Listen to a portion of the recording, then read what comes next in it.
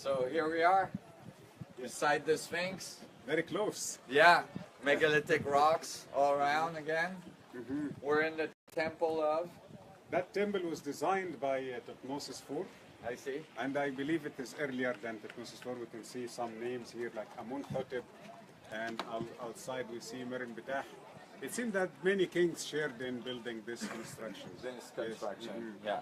Which is like the common thing we see all around is that things get reused, they get renamed. Exactly. And, yeah. Because who wouldn't resist himself putting his name next to such structure? Yes. So let's take a look at this. I thought I saw Muhammad on there. Just If I have the chance, right next to Ramses II. Put some graffiti.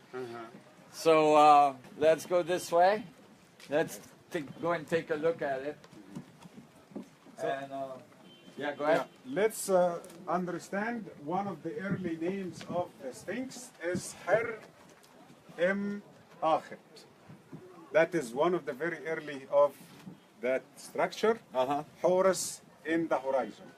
Horus in the horizon. Yes. So they wanted to refer, and I think that was given to him in the dynasties to refer that this is again patriarchy world, not matriarchy. I see. Okay. But they still connect between the Sphinx and the system of the sun. yes. Okay? Yeah. Exactly. Which? Because the word Hurem Akhid can mean the one that is facing the horizon. The one that's facing the horizon. Yes. Her also can have the ideogram or the demonstrative sign of a face, which is aligned. I see. Aligned with the east. I see. Okay. Yes. As far as I can tell, amongst these guys here, I think they've solved the riddle of the Sphinx and the pyramid. And it has something to do with that symbol that's at the very top of almost everything that we've seen. Yeah. This winged disc. That winged disc, which is in many cases actually in 3 dimensions shown as a sphere, which I believe is the power source that was given to man by the sun gods early on, and you see that in the Sumerian plates as well. And then you see some of the evidence of that in South America and Mexico as well. So, you know, I really believe that the wings on it were expression that it had capacity to fly, it had capacity to produce gravitational effects. And, you know, it as well is described, if I remember well, as the ship of Horus, no? The winged disc. Yes. Yes. Exactly. It is Horus, according to the story, the 2 wings here are Horus connected with the sun. Connected with the sun. But always we will see that winged solar disk is connected to that title, Bahdet, and it refers to a very ancient, important city of ancient Egypt. Okay, so any winged solar disk is supposed to be connected with that city. Related to so that if we know what would the importance of that city, we could figure out the meaning of the symbol. Yeah, maybe the power source was in that city originally. It could be. And one of the interesting things that the word bah, that long thing, is the tusk of the elephant. Oh, okay. And then the hand and the teeth. This may sound like a wild idea, that because most people are told that this was just the sun going across the sky, but every temple that we've seen, every geometry, the types of stones that are used, and the resonant proportions that they have, everything reinforces that there was some sort of energy device going on, resonating these chambers that not only provided probably power, but also resonated in a way that then would affect people's consciousness. The initiates would be trained by the priesthood to come up and be exposed to those frequencies. Yeah, and not only that, we see lots of evidence of extremely large masses that were moved with apparent ease. And, you know, that requires something else than chisel and vine ropes. No, wait, even our technology will suffer too much carrying blocks here at 100 tons and 200 tons. 200-ton blocks. Let's go and take a look at some of them. The Sphinx itself is carved out of the bedrock. Right. What we see here as like Greeks is nothing but an innovation that happened throughout the ages. Right. So that's important. It's important for people to know. Let's go over there and take a look from up here, from this vantage point. Zach here, one of our great tour guides as well. Hello, Zach. There. So, so here we're beside the Sphinx. We have the Sphinx Temple and the Valley Temple, which is constructed out of megalithic stones.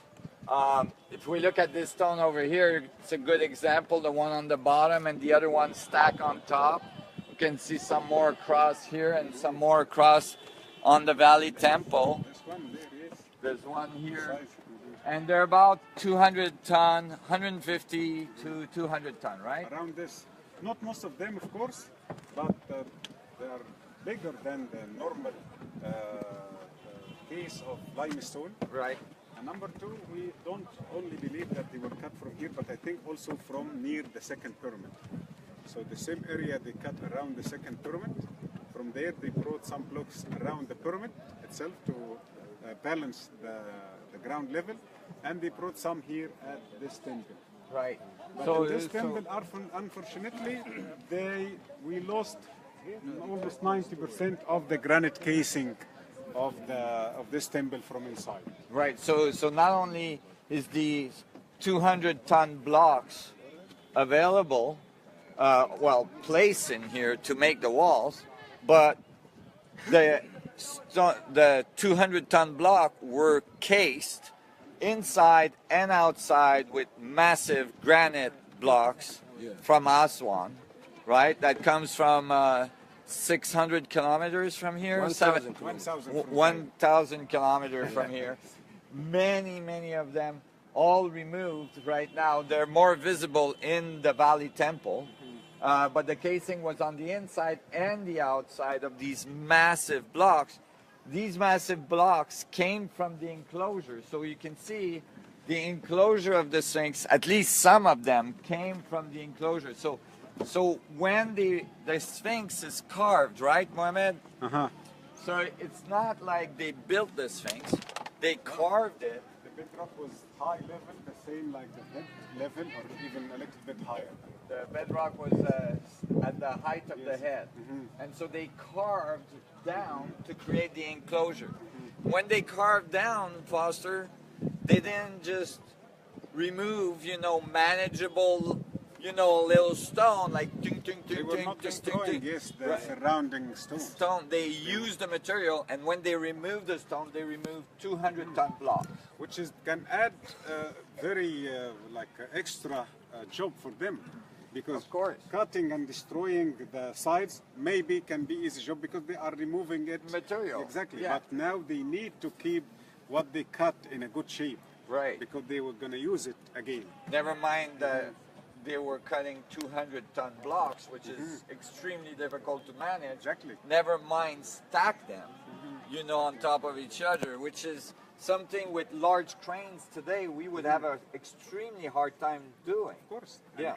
This is part of the only section we can see how the granite is still attached to the original place. Oh yeah, if you come here, in that corner you can see the granite that was in the original location. That was in the original location. There inside. Inside. And so, of course, if you were commissioned today to go and carve the Sphinx out of a quarry, you would not, for sure, with all of the technology we have today, the last thing you would do is start removing 200-ton blocks. Of course. You would remove maybe 1-ton blocks. And that would be difficult already. You would not be removing 200-ton blocks. Also, laying them on the same geological levels, we can see some of the patterns of erosion. They are continuing in the blocks, which Like this led one to the conclusion. matches that one. Yeah. Oh, that I one. see. Yeah. So it not means only they... From where they cut, they don't make Mix this the blocks. yes, they put it in the same order. Same in the geological same, level. so that the geological veins and lines are all matching, so that there is no disparity in the density of the block. Exactly. This is their target. Yeah. Yes. We've been blessed on this tour to have one of our guides is a master stonemason. This is Youssef here. Youssef, could you talk just a moment about what it would take, even if you were trying with today's technologies, to cut and lift some of these giant blocks? Yeah, of course the challenge is to cut these from around the Sphinx itself. And then this will conflict with the official story, which says that the Sphinx was a piece of rock in the middle of the quarry, that instead of taking the hard time getting rid of it, they instead of that said, let's just sculpt it as something to save the work of removing the piece. This is what's said in the official I can books. tell you a story. I So- visited him one day and I found a block of limestone next to him. I asked Yusuf what it is. He said, I'm going to make a statue from that block. And then after like 2 weeks, I visited him again and he was starting like shaping the sides. And after 2 weeks again or 3 weeks, it became like a head, clear shape of a head.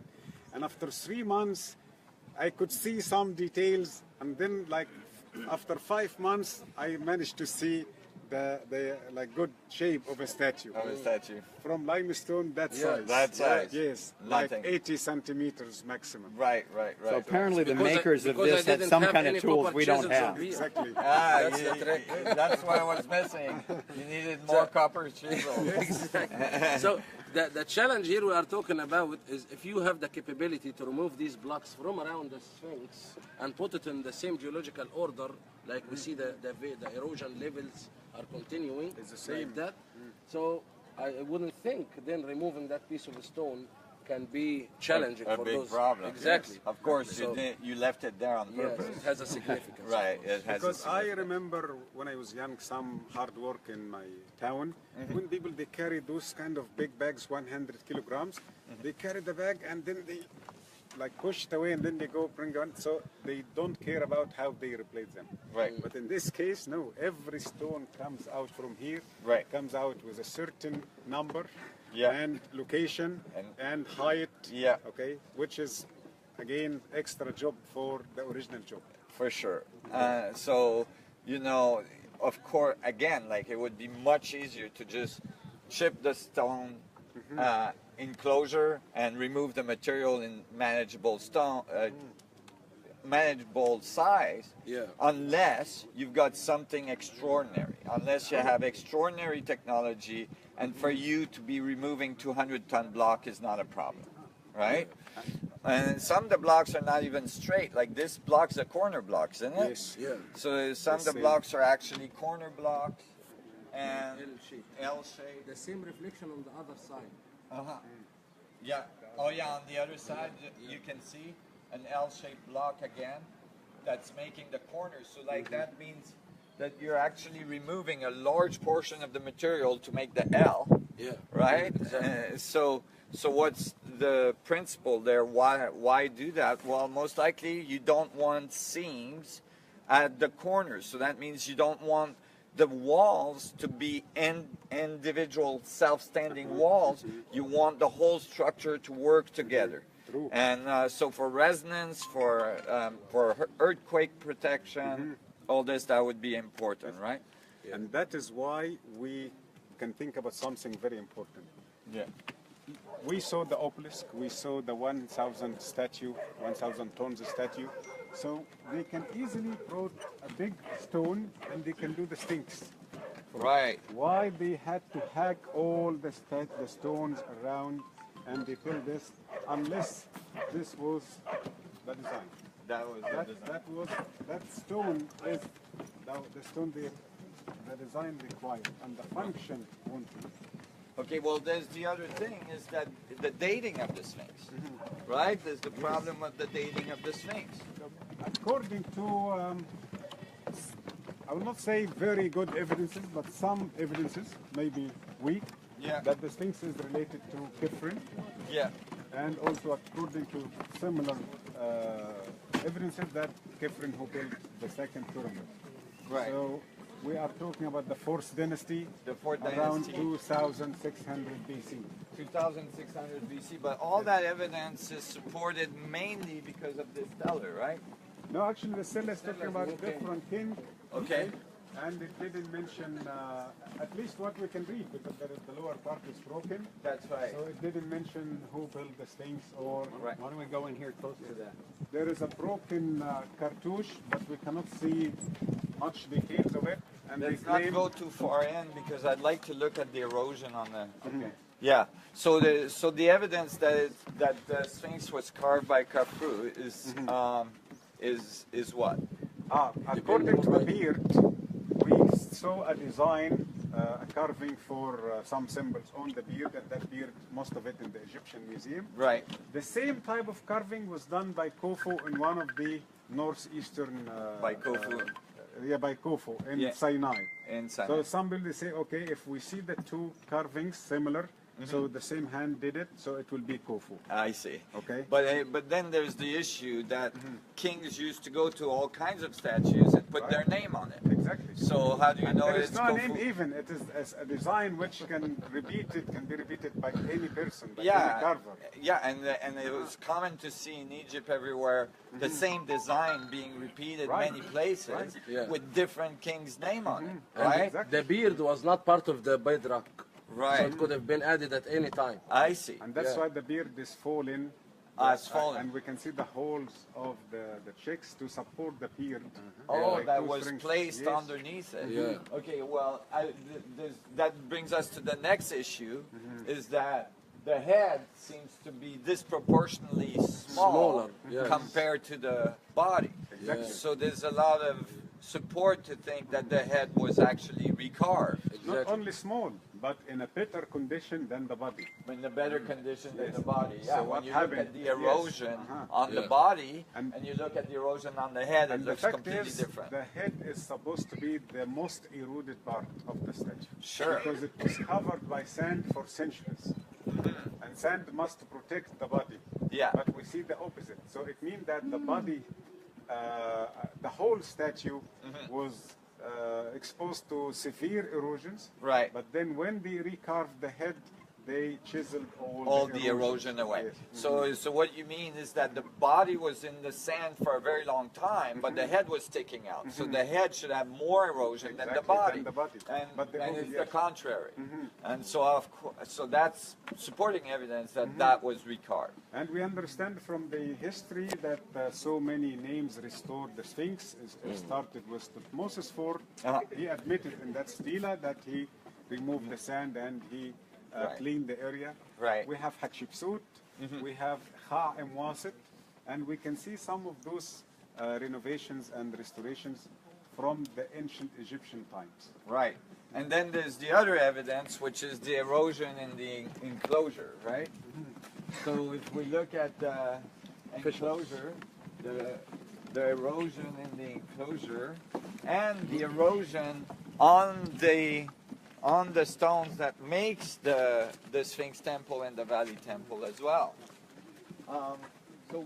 So this is mostly the work of Robert Chopp Dr. Robert Schock and John Anthony West. and John Anthony West, which noticed this kind of erosion all in the enclosure and these fissures. Yeah, these vertical fissures. When they started to study the Egyptian weather in the last 5,000 years, they didn't find that our rain or even with the worst weather in winter time, we don't have that rain can produce such erosion. vertical erosions. Right. So they came up with the idea that this must happen during the cataclysm which occurred on 11,000 BC. Yeah, like the meltdown of the Ice Age. Yes, that Right. was the only thing because Produce that level of water erosion, right? Because you need a lot of water to produce this. that. Okay. So that's from rain, or is that from flood? That's from rain. Yes. From rain. From From rain, rain. The rainy Too much era, rain. yes, the rainy era, according to Dr. Robert Schock, that ended 9,700 BC. Okay. but non-stop rain, and that's because if you stay the whole winter in Egypt, you don't feel any rain. So Right. it will never cause this, even Right. after 5 or 10,000 years. Right. But it must be rainy season. And you get the same problem on the Valley Temple blocks, right? Yes. And on the Sphinx blocks. When we look from here, if you guys want to take a look over there, you can see that those massive blocks on top are vastly eroded, and we know that they were covered with granite. So the granite, so this level of erosion must have occurred after the granite was removed, Yes, right? sure. Or fell out, or got eroded itself. So now we're talking vast amount of time for that to happen, and so this could be vastly much older. This whole complex. There are some opinions saying that this could be 80,000 BC. 80,000 BC. My God, that's There is also another conclusion that the stones were already eroded before they were constructed. And then we looked at the indentations that they used to interlock the granite, and it has the same kind of erosion. So maybe not. We cannot be sure. Right. Because if the surface had the erosion and they do the indentation to put the granite, then the erosion was going to be great. So if they put the casing stone granite Yeah. into the block, Into the- and they carve to put the stone in the block, be better and there's new. Yes. and there's erosion in that cut. We know that the erosion happened after the granite was removed or fell out. Was interlocked. Yeah, it was interlocked. So that means the erosion happened when the building was built. Was done. And When was the stone done, was shaped. not After the stone was the shaped. block were cut with erosion in it. Of course, No way. you wouldn't cut blocks that are like, already falling apart. You would, Sure.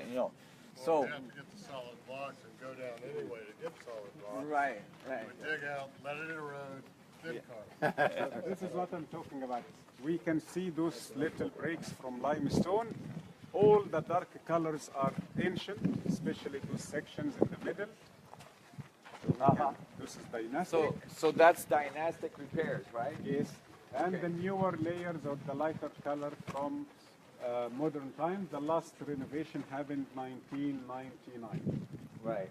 Okay. So And it's already falling apart. right, and it's not doing so well. No. Right. You have chosen very bad type of limestone. Yeah, so that tells you how well you need to know the geology, to be able to pull off these kind of temples and these kind of structures, right? You gotta know what you're doing. So, so this is very enigmatic. It's not obvious at all, and it's been sold to the public as this is obvious. This is how it was done, and all this, and it's just not the case. No. Not in any way, shape, or form. When Dr. Salim Hassan was renovating and moving all the sand here, they found many objects. Leads us to some facts. Number one, they found small statues of lions, rectangular lions, as a complete lion. Also, they found some stelas. We call it the ear stela. They represent one ear, and that is what the style of to go to the temple and ask for a miracle or for something. So they make the shape of the ear, so as if you want God to listen to your need. So that is why we made a conclusion that the Sphinx was in the shape of a lion or a lioness. I see. Okay, and then another idea saying no, it was Anubis, the guardian of the cemetery. So if it was an Anubis, it would have been like the head of a dog. Exactly. Yeah. And the tail. Okay. So I defend the second opinion, and I say now, if we think the pyramids are tombs, this will be Anubis. Right.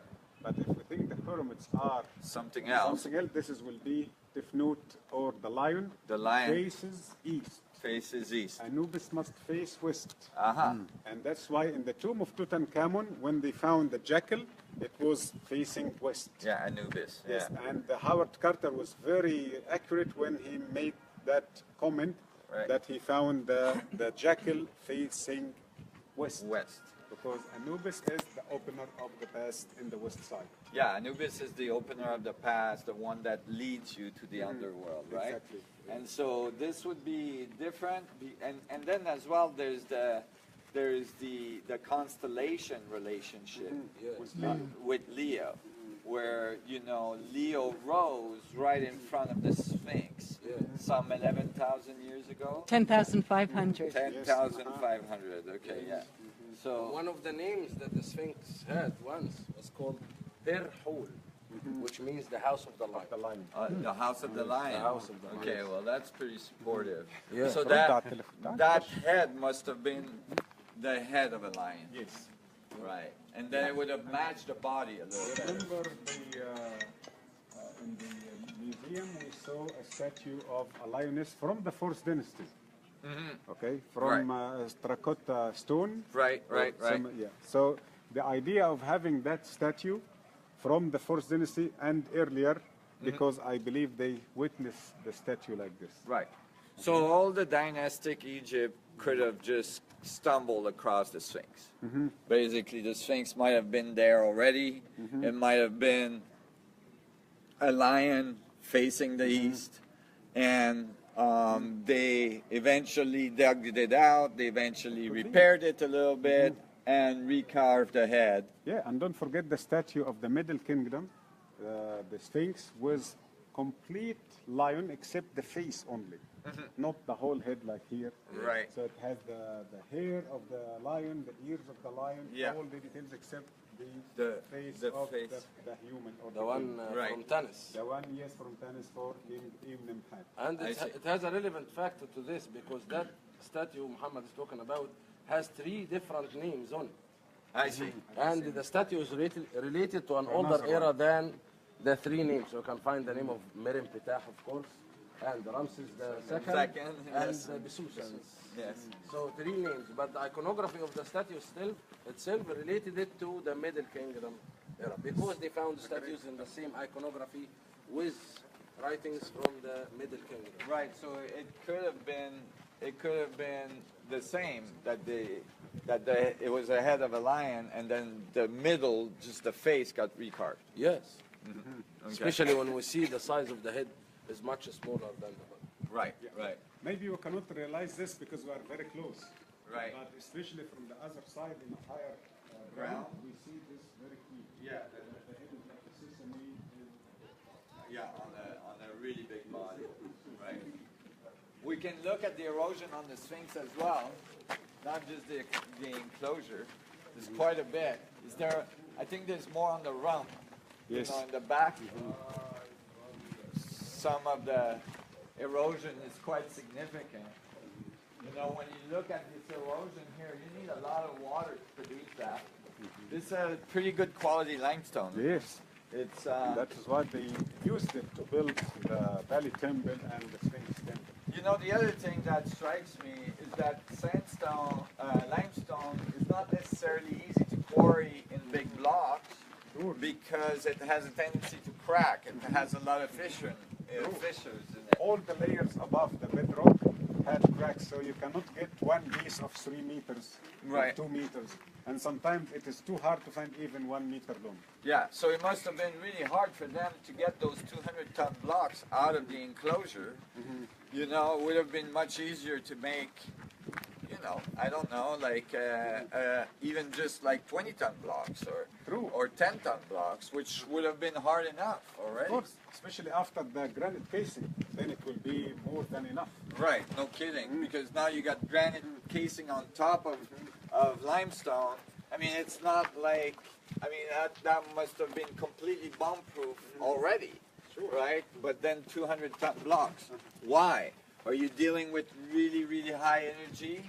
Maybe you're dealing with something so powerful. This is what I'm talking about, that even with the super technology, this is still strange for me, that why they didn't arrange other blocks from somewhere else, okay? And it will be easier for them, because here they must be precise. Any stone they lose, it means that the design is not lost. right, is lost. Right, because they're trying to map, you can see they're As if matching they the replanned, layers. yes. They cut from here and rebuilt the same shape outside. Outside. So they lose block number 2 or 3 or 4, the whole design. The whole design not is done. accurate. Is done. Yeah, Okay. well, right. So This is very important because some people came with the idea that the ancient Egyptian actually didn't build the stone, but they molded the stone. oh, right. Yes.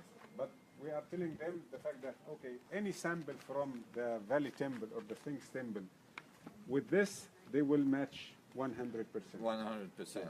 Right. But the story of molding the stone is not Is not correct. accurate, not Never mind that every stone is a different size. different size, different height, different shape. So you would have to have a mold for every Exactly. stone. So we must need 3 million molds. Yeah, for the pyramid, you need Yes, 2,300,000 molds Exactly. for every stone. That makes absolutely no sense. No, yeah, and you can match the stone to the enclosure, so you know. of course. Yeah, it's not molded. Of course not. Okay, well, you know, here you can definitely see the water erosion. It's very significant. You know, it's very deep fissures. And the erosion on top there on the Sphinx is very significant as well. Right above the repair block. This is probably why even the dynastic Egypt said, "Oh, we gotta repair this. It's falling apart." Right? There is a hole here in the back side. Oh yeah. Actually, I'm not very sure Where it goes? where it goes, and it is huge. There is underground tunnels or just a tunnel limited under the Sphinx. I see. Okay. I see. But I think one day we may have some good ideas and stories about it. Right. Well, it's interesting as well that in many cases, you know, the Sphinx, or at least, you know, the food dogs in China represent the guardians of knowledge. Usually they thought to be sitting on the knowledge. So if there is underneath chambers or tunnels and something, there might have been a repository under there of knowledge that was important that the Sphinx was guarding. That's why many people they say the Sphinx is guarding the whole of records. The whole of records, yeah. Okay. Yeah, which was, I think, Edgar Casey as well had some readings on.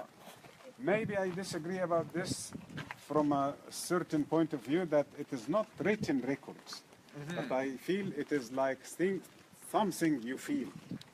It comes to your mind, I not see. necessarily something to read like To- papyrus or some Right. writing. More like the Akashic records, Yes. that in the field of cosmic consciousness. That's interesting. Because from many visits I made to many places in Egypt, I can see that the ancient Egyptian made even the design to make you understand.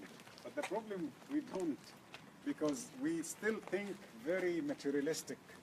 Okay, we still think about some things in our modern life, modern technology, and cut the relation with the natural system that the ancient the Egyptian used to natural have. order. I see. Yeah, which the Egyptians were clearly adept in.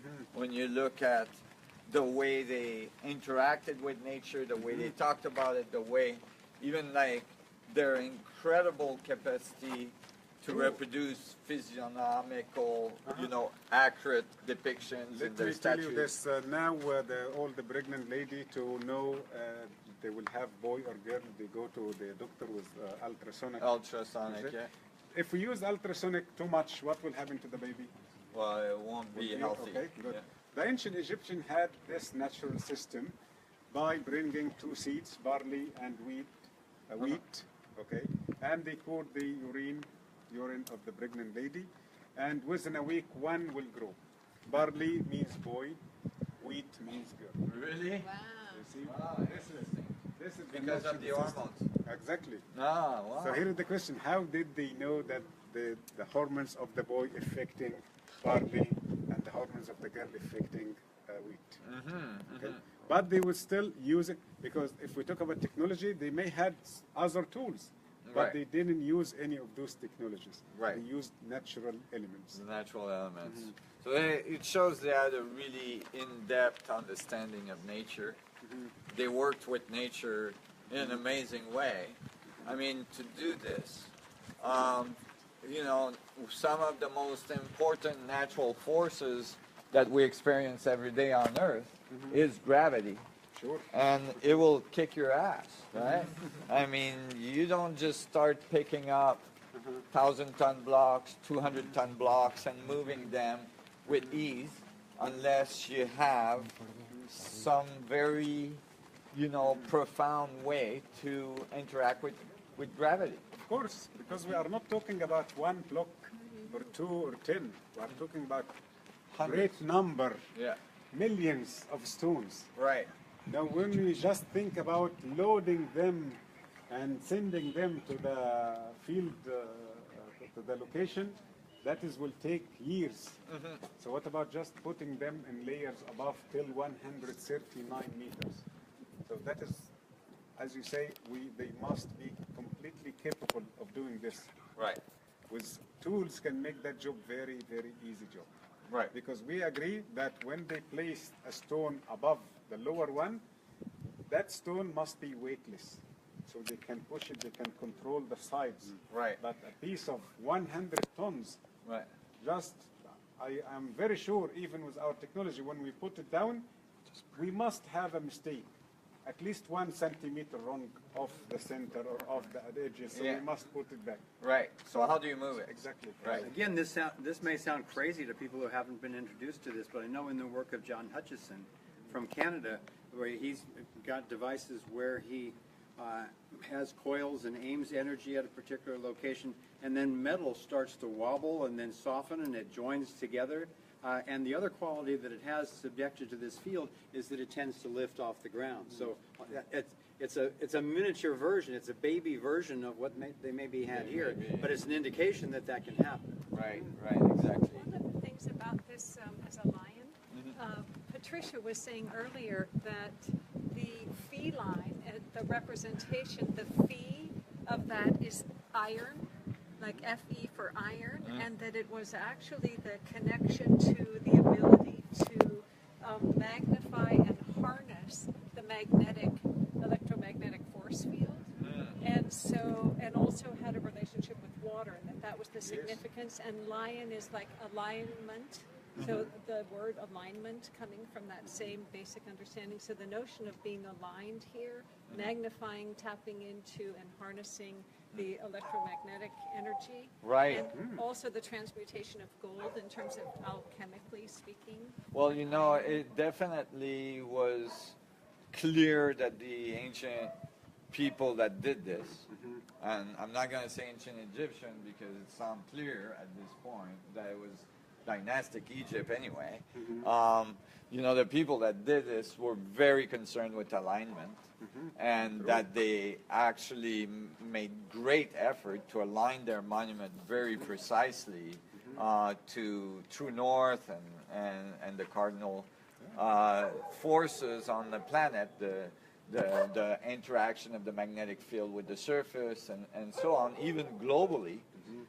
The relationship of these temples with other temples around the world and so on. So there seemed to be like a very advanced master plan that was going on. For sure. Very early on. And I want to confirm what Kimberly just said, because I told you that why they didn't bring any other stone from outside, because they wanted that stone from this area.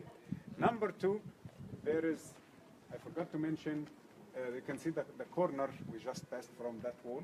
Yeah. There is a canal cutting the whole way between here, between this area and the first pyramid. So as if like a canal between the 2 pyramids. Wow. That canal used to fill all this level with water. Oh. So that's why we claim she is a Tifnut because of this. She is the lioness recumbent in her lake. I see. Okay. So water and electromagnetic energy. Energy. Yeah. I see. And that's why we're going to see later, look, so this tube comes out from the ground to pump out all the underground water. I see. So we are in a rocky area. There is- And are there other sites around the world that are aligned with this same alignment? And anybody address it? You can address it. Lining east, Yeah. directly east from Yeah. the equinox. Definitely. Yeah. In South America and Yeah. so on. There's a direct correlation in alignment between Teotihuacan and Giza. As well, you know, alignment in relationship on the earth between Giza, Peru, and Easter Island. I mean, it just goes on, and you know, I mean, down the rabbit hole you go, because all of a sudden you start to see correlation across the world, even in construction method, right? where these cultures shouldn't have been anywhere close to being in contact with each other. So clearly you have advanced knowledge of geodesic, geomagnetic, structures around the world, and advanced knowledge in the stone quality and everything you need to know to do this stuff. Advanced astronomy knowledge, astronomical knowledge, and you have this like great mystery that unfolds all around the world. Construction methods that are very unclear. So, a bunch of people pulling in vine roads, kind of doing things like in kind of like archaic way, just doesn't add up to this result. We've also got in common in those places the stories about sun gods coming in their ships and chariots of fire and so forth. Right. So what were they talking about with that? Right, exactly. That's the Maybe other thing. the opposite here in Egypt, that, as you said, in Mexico and Peru, they talk about the sun god comes to the world. In the Egyptian mythology, actually, it leaves. Really? I see. Yes. Say more. Okay, so we have the pictures of the ships of the sun god Ra and the other letters. They are sailing in the second life. Okay. And often afterlife. shown with the sphere in the middle, right, of the ship, and with the sun gods leaving, right? So maybe this is the Not exactly leaving, but like it's not in this life. It's in the afterlife of the ancient Egyptian. right, Sailing daily. right. Okay. Okay, so definitely, but that's interesting as well. Maybe an earlier civilization that was very advanced was present before Cataclysm, and after Cataclysm they left some evidence of their presence and then moved on to other places. Could be. Could be. Yeah. And that could be the discussion about the underworld and the afterlife that's found. It might not actually relate directly to death. I know. The ancient Egyptians were against that word completely. Uh-huh. That's also, they didn't say the word this as we say it nowadays. Right. This for them is, they have the word mut or mat, Right. means that the death of the physical body, which they tried also to keep in a good condition by mummification. Right. But they were very sure that that moment of we lose the physical body, the spirit will start its journey to the second life. Right. And not that kind of spirit also, the Ba will continue and then will move to the third level to become the Akh, the lightened body. The light body. Light body. Uh-huh. Okay? Wow. So Yeah. from the body, which red, to the Ba, the spirit, to in certain level of the sky, and then outer sky, it will be the Akh. Okay? Yeah, and that's represented in some cases with the Stargate, the gate at the Holy of Holy, where the departure is into the astronomical world, which is depicted very, very We saw at Dandara, precisely. who got the picture of the Stargate, Dandara, yes. Yeah, and then yeah, and so that's very, it's a whole new story emerged. A story that hasn't been told because, the archaeologists that came here in the 1800s, right? First, they started from the Greek-Roman, actually. Yeah, the Greek. But let's Roman. say they started to build their opinions from the 17th, 18th century. Right, And the technology were limited, right. so they couldn't So come up with... come up with anything else. Exactly. The technology that was here, the astronomical relationships that were here, and all this were more advanced than what they had in their own civilization. So Like I imagine if one of those archaeologists in the 17th century went to City First Tomb and he looked to the maps of the star, he will not understand anything. For him, just a regular stars, decoration, and that's it. Right. But now we understand because we know this because of our technology and knowledge. Now. Exactly. And when we were in a tunnel in the Osirian the other day, they were depicting what looks like moving into higher realms, the death of the body, but moving on.